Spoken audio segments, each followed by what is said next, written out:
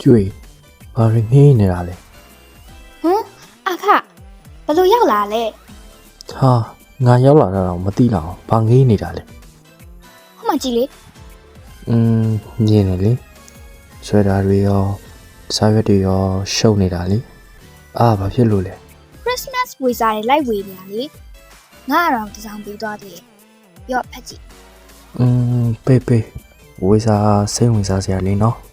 ဝေစားတဲ့စားတော့ပိုစီဝင်စားစရာကောင်းတယ်လို့ထင်လားနှစ်တိုင်းလို့ Christmas ကြောင်ရင်ငါဟိုသွားမယ်ဒီသွားမယ်နဲ့လေလွင့်ရင်နဲ့ပျော်ပါခဲ့တာအမှန်ဆို Christmas ဆိုတာ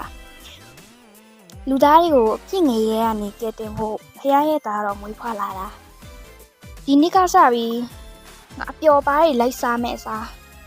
ဟိုမှာကြည့်ငါသူ့လိုမျိုးလိုက်ပြီးတော့ဝေစားလေးတွေလိုက်ဝေမယ်အနှွေးထည်လေးတွေမရှိတဲ့သူတွေကိုငါဝေငှမယ်နေရော အ